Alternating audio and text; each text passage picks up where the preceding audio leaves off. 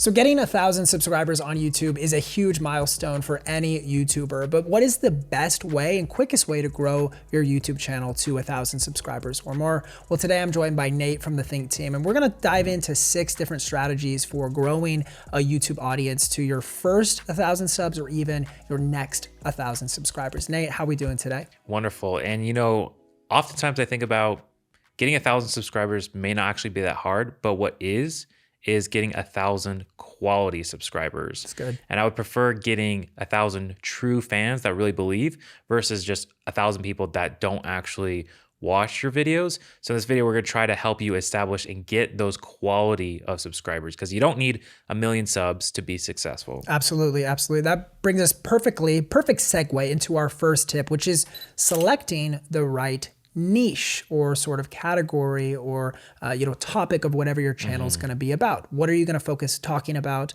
What are you going to center your conversations or your videos on? Yeah, this is a big question we get asked all the time is what should my channel be about? What should I focus on? And a lot of people have different interests.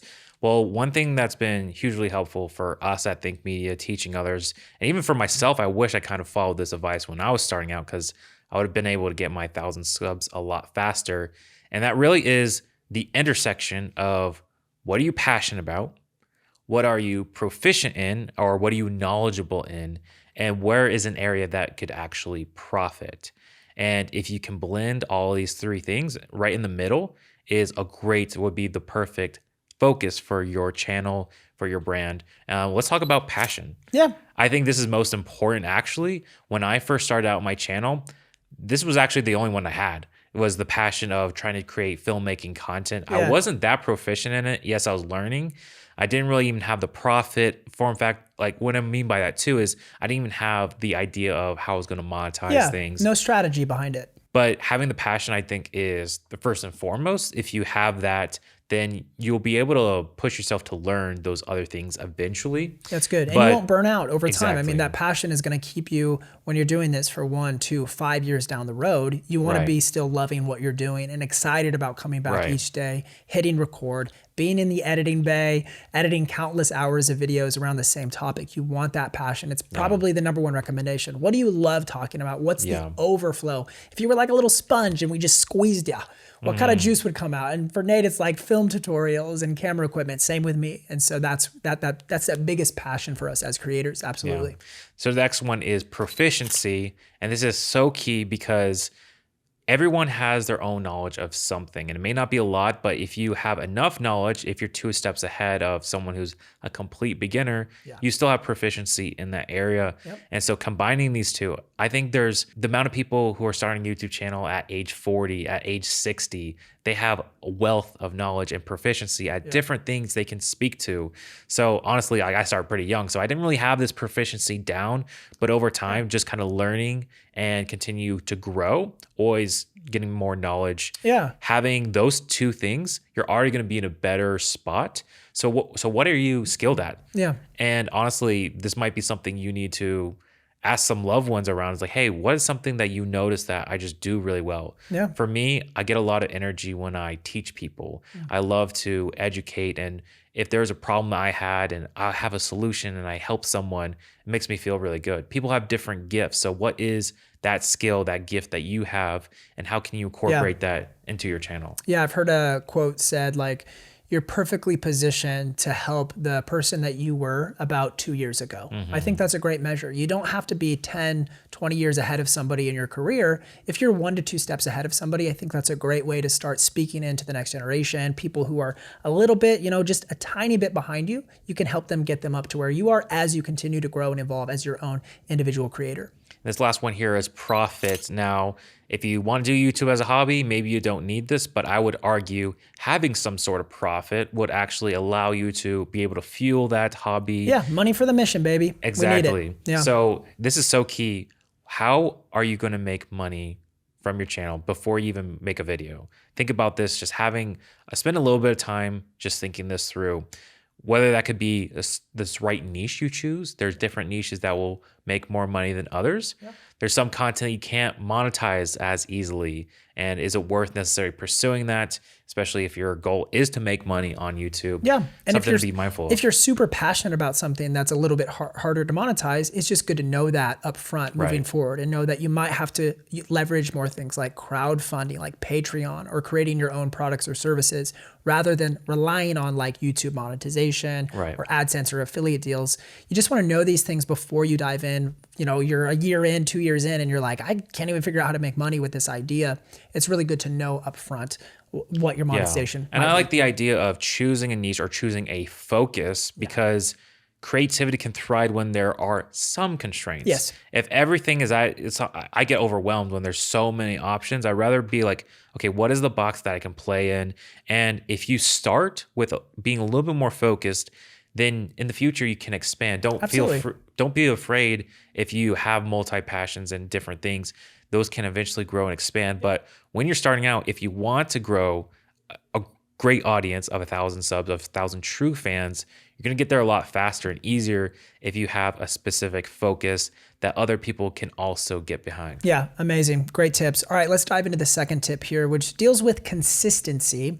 And the tip is to post at least one video per week. As, especially for like the first year as you are a creator, it can be a little bit difficult to try to accelerate that to like multiple videos a week. Sometimes you might be sacrificing quality if you do too many. So we don't encourage you to get burnt out and do too much. But the consistency is really important. YouTube especially rewards creators who are active on the platform and continually posting. I know you and I have been a little bit less active on our platforms as we started working for Think Media. And we can see that actually hurts our channel's performance. Our channel is getting less views than it was than when we were active on a weekly or monthly basis. So it's really important. Creators, really encourage you, be active as much as you can. I think this is beneficial for multiple reasons. Yes, from the YouTube side of things, if let's say you create a new show and suddenly Survivor is one of your favorite shows. What if Survivor missed a week? People will be wondering what the heck's going on. No, it's Wednesday night. It's like, where's my Survivor? What's happening? You're not going to get that view, and you'll not be trusted to be able to, like, if you were coming as a viewer. So that consistency is beneficial for your audience. YouTube kind of knows where to put your videos. But even on the other end, for yourself, I think there's so many benefits of being consistent in that area. This was one encouragement that I got early on in my YouTube journey, is just being consistent at posting, and again, trying to get better with every video that you do, because this is so hard to be in front of the camera and to educate, not be afraid of the camera. There's so many different skills that you learn. And so showing up once a week, you're going to get better and better every time you upload, and you're going to start shedding that fear, that intimidation. So continue just to record and be consistent is just so good on many different levels. So we have 3 little tips about how to get consistent and stay consistent. The first tip would be batch recording. So we would define that as recording multiple pieces of content in one setting. So right now we're in our studio at Anderson Studios in Las Vegas, and we got all of our lighting set up. We have multiple cameras set up. It takes a lot of work to get this set ready. So we can leverage multiple recording sessions right here in this one filming session. So we're here together, we're sitting on one time in one day and recording multiple episodes. And we just did a lot of content planning prior to sitting down and hitting record. So now we can just kind of hang out all day long and record multiple podcast episodes. And you and I also leverage this same batch recording strategy at our home studios as well when we're recording regular Think Media content. Yeah, this is something, every time I do it, I'm so thankful that I did. I've saved time setting up, and then I have an extra video I can edit. It's not always practical to do that just in your week, but every time I do it, I'm always glad that I've done batch recording. Another tip is to use a content calendar. Can you explain a little bit more about this? Yes, and we use a software called Monday.com to do all of our YouTube strategy and calendar planning. So that's a pretty elite level, high level software. It's pretty intricate, a lot of details, but you can use something as simple as a Google Calendar, or even, your Apple Notes calendar. Physical calendar. Physical calendar, and just write out when, and it makes you accountable, right? It's like if I see that I need to be posting a video on Thursday, there's a literal physical marker of when that video needs to be released.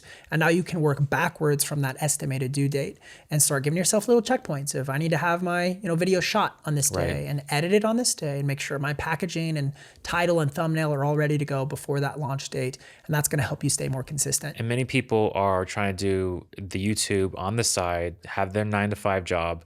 You and I were in that same position. Yep. And so I think what's beneficial is if you know you're going to upload every Friday, work back where Monday you have your idea. Tuesday, you write out your script. Yep. Wednesday, you film it. Thursday, you edit it. Friday, you post it. Great schedule. Having those throughout the week definitely alleviates the pain of, I have to crank out a video now, and then getting overwhelmed by that. Yep. And our final tip is just starting with an easy format. So a format is kind of just like a type of video or a category of video. There's different formats. There's reactions, there's how-to videos. Some of these like tutorial-based or product reviews could be a really great way to start and get consistent. So lots of people are using what we call like the answer specific questions strategy, the ASQ method, or review specific products. We call that the RSP method. These are things that we teach in our Video Ranking Academy course if you're interested. But yeah, these are great common formats that people find continued success in because people are always searching YouTube. It's the number 2 search engine in the world, only second to Google search, which is, they're owned by the same company. Google obviously owns Google, right, and they own YouTube as well. So leverage reviewing specific products, answering specific questions. That's a great way to stay consistent and never run out of ideas. And I think what's great about being consistent is you kind of you're imposing a own deadline on yourself, and you're not worrying about things being 100% perfect because they never are. I'm very much a person who struggles with that, and I want things to be great. I've learned over time, I get it to a certain level, and it's time to put that energy I would try to make it perfect into the next thing I do. Yes. I find it a lot more rewarding when I actually do that. Exactly. That's great. Well, let's dive into our third tip, which is what we call trend surfing. So this is kind of like riding the wave of like interest-based or trendy topics. Things might be happening in your specific niche, if it's in tech or real estate or marketing, whatever your niche might be in. There's always stuff going on in culture that you can stay up to date on, especially things like politics, sports. There's always these trends that you can kind of try to like ride the wave on. So here, we're actually here. We were just at the NAB show, which is a really big tech event for YouTubers and broadcast creators, anything camera related, people come to NAB for. So this is a big trend that we can hop on. So we're here, our whole team was here, our whole creator team was here really, creating content around NAB. So that's an example of how you could ride a trend. What are some examples you've done though in the past of trend surfing? Yeah, before I answer that question, think about this. When you come to YouTube when you first post, no one knows who you are. Yeah. So how in the world are they going to actually see your videos? So if you can meet them at an intersection of something that people do know, whether it is a celebrity, whether it is a product, or like a convention like NAB, that is like a handshake moment where you can actually connect with other people that then find your content and are also interested. But yeah, to answer your question, trend surfing, I love to talk about filmmaking. And so I can pull from famous film directors and talk about the advice that they would give to a beginner. So I actually compiled a video of like 25 different film directors, all giving their filmmaking advice to different things. And I compiled it together in such a way that really hasn't been done on YouTube before at that length. And that video is one of my most performing videos on my personal channel. And to this day, I get comments saying like how this changed their life, how it motivated them to pursue filmmaking, people putting them in their film schools, playing the video. So that is super exciting that a video like that, where you can be able to make those connections to those other brands. So that is a powerful way to start getting some views and traction. People get to know you. And over time, this is not to say that you can't ever do like original or personal things, but it's to help you get that start and help get people to notice you. Absolutely. Such a great insight, Nate, there. Let's dive into number 4. We have a few more tips here. Fourth tip is a phrase we like to say here at Think Media: success leaves clues, make part twos. Catchy little phrase. I say it all the time to friends who ask questions about what video should they make next, etc. And really that phrase just boils down to anytime you have a video that is an outperformer. YouTube measures these out of like your last 10 recent uploads. They might give you a score of like 1 out of 10. That's your best performing video out of your last 10 videos, or 2 out of 10, 4 out of 10, whatever. But if you're having videos that are ranking and you're, top 1 to 3, last posted videos, that's an indicator for you that there's demand for that type of content to be produced in your niche. And there's always ways that you can take that idea, whether it's out of ideas you generate out of your own mind or your workshop with AI, like something like ChatGPT. Notebook LM is a great software we've used as well. These are ways you can come up with additional ideas where you could do a spin-off or a series of videos based around that well-performing piece of content and ride the wave of your own trend that you created out of your content of that well-performing video. Yeah, so if people come to you and they see a great video, they are more inclined to see, I know when I go to another channel, I'm like, oh, I want to see more content like that.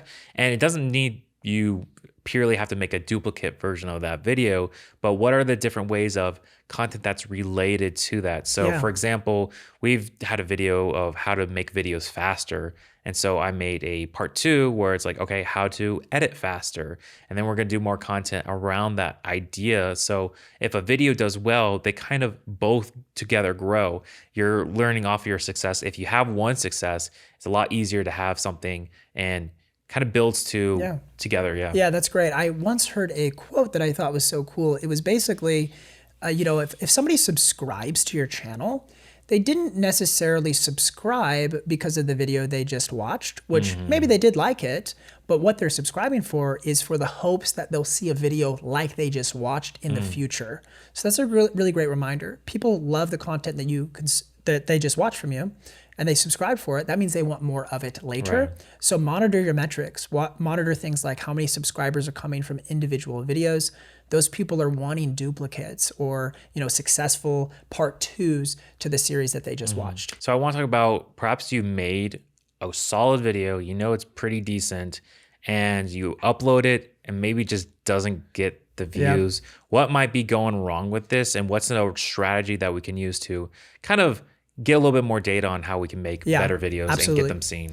The big thing that would most likely boil down to, in our opinion, I think media, would be what we call the big idea or the topic. Whatever you selected, there wasn't necessarily verifiable demand or an exact audience. YouTube is trying to pair content always with the right set of eyeballs. And so ideally what we would do anytime we come up with the video concept, we're testing, if we have one idea, we test that against maybe 10 to 20 other related ideas because we're trying to find the best one, the one that has the most amount of demand. And then we'll go and do competitor analysis and we'll look on YouTube and see, okay, we want to make a video about how to start a podcast. Well, who's winning in this space right now? Like what creators are performing well? What videos rank in search results when you search for how to start a podcast? Who's number 1? Who's number 4? Who's number 5? Where do we fall if we've done videos in the past? Are we low in the rankings? Are we high in the rankings? These are all things that you can do to try to determine, is there verifiable demand that people want to see this content? And there's times where we'll do research and we'll be like, oh yeah, this is a great video idea. And then you start doing research and you're like, I can't find anybody who's made this idea.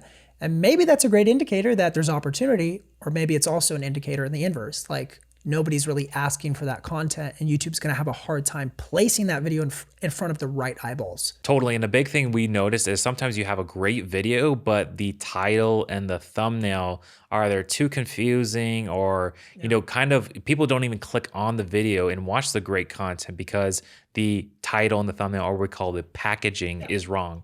Yeah, you want to package it like a present, right? Like you want a really beautiful present. If you're going to give a gift to somebody, you want it to be packaged really well. Well, that's the same thing with your topic, your title, and your thumbnail. We call that our video packaging. We spend an obsessive amount of time here at Think Media thinking about our titles and our thumbnails. We have a full-time thumbnail designer, and I know that might be overwhelming to creators who are a solo creator and they're making their own thumbnails, but that's not to discourage you. It's just to show you the importance of thinking about your thumbnails, finding references as to successful thumbnails that are out there in your specific niche. And so something we do, let's talk about titles for a minute. We do this thing called Title Crew at Think Media. We'll give you a little insight into like our creative process. Maybe you could explain, what is Title Crew? What do we do? How do we, select the title for our videos? Yeah, many people, they go to make their video and the first idea they have, they'll write the title out and boom, upload. Well, a lot of times what your first kind of approach is on a title is not actually clearly communicative. Oftentimes people are too creative with their titles and it's just not very clear. So to get around this, when we have a video idea, usually we have a working title. Okay, I know this is going to be about DaVinci Resolve 20 update, but what we'll do is we'll all get together, collaborate, and we'll write not just 5, 10, 20 different titles, all a variety on what the topic is about. And we're looking for things like, okay, what wording is going to best communicate to the viewer we're trying to reach. Yeah. So I know, okay, we're trying to reach editors, we're trying to reach people who don't have a lot of time and need tools to speed up their workflow. What keywords can we include that is going to speak to those people and is going to be enticing and is actually going to be clicked on? So title crew is just our way of mashing different ideas together, really putting it through to see which ones truly come up atop. And then we all kind of vote on one and we'll run with one. And you can even go further if you want to do different tests, see which works. Even after your video is uploaded, you could swap out the title. Yep. I've had that happen to me before where I had a good video, posted it, didn't get views, swapped out the title and saw it grow and take off. Yeah. Well, a couple of questions for you, Nate. Let's say you're a solo creator and you don't have a team of people. What would you do to be able to find better title ideas and maybe, research like, is this a good title? What would you do? Well, even as a solo creator, just being able to write out different ideas, spending the time to brainstorm several different options and ways you can approach the topic. Great tools like such as AI you can use to kind of get better ideas and different ways to approach a video. So you could use something like ChatGPT. It's not actually my favorite tool for titles. I actually prefer a tool called Creator Hooks. They actually have a free newsletter that you can follow, and they follow some of the best titles of videos that have taken off and kind of templatizes them. So you can apply that to your own channel, your own focus, your own niche. And so they have a great AI tool that you put in a prompt. Let's say it is DaVinci Resolve 20. I could put that in and it's going to give me several different title options based off things that have actually worked. So there are some great tools to use to, again, improve your titles. None of our bad ideas, just kind of, I think what the big thing is spending extra time on that title, because you can spend tens of hours on a video and some people only spend a minute on the title. What are your thoughts on selecting a title before you even start recording a video? I actually prefer doing that because let's say I am using Creator Hooks and I come up with a title that's amazing, but my video content is actually not aligned. If you can brainstorm, let's say you do have a video idea, but come up with 10 different titles, then it informs how you can make the video and have that alignment. Because what are people going to see when they see a video? They'll see a title and thumbnail first. They may never have seen your video. So it is super important that you have a great package. Yeah, that topic, title, thumbnail is going to it's going to create your viewer expectation. Yeah. And so the moment they click on the video, they want their expectation to be met, right? So what's your hook going to be? What's the first 10 to 30 seconds of your video? Well, that's going to be heavily dictated by whatever your packaging was, whatever expectation you're trying to create. So totally agree, optimizing your titles to rank in search. Just an example for those who, we give you a practical insight of what we do here at Think Media is oftentimes we might have a review of a microphone or a camera. For example, recently I was flying out to Hawaii to review the Canon R50V, and I saw a lot of titles, Canon R50V review, and everyone's like that. But what is it telling me? Nothing. Yeah. People don't even know what the camera is. But what do they do know? They know Canon. They know what a price point camera is. So my title was something along the lines of Canon's new $650 camera is insane. And then put R50V review. So that's a great approach. What we do is to, again, what are people interested? The desire. Think about the desire. Yeah, the desire. The pain point is people want to buy a camera. They don't have a lot of money to spend. $650 for a camera. It's relatively affordable when it comes to cameras. Yeah. So that was a desire, and I led with that. And that video is the best performer out of R50V content. So again, it's all about that title ultimately to get people to click and watch your video. Absolutely. Nate, those are all some really great points. And if you actually want to go deeper with us, we actually have a full course here that some people don't know about. It's called Video Ranking Academy, where we teach people how to rank videos on YouTube. How do you rank as like the first 1 or 2 results when somebody's searching for a specific video? We have a full course that teaches you this. So you can register down in the link in the description below. We'll make sure you have access to that. Well, let's dive into our last tip. It is posting to YouTube Shorts. This is still a great great way to get your first or next 1,000 subscribers. YouTube is still prioritizing just their shorts growth on a platform as a whole. They're competing with TikTok, with Instagram and Facebook Reels. They want to grow in their market share for when people start thinking, I want to go consume short form content. YouTube wants them to come to YouTube as their outlet for getting that kind of short form fix, right?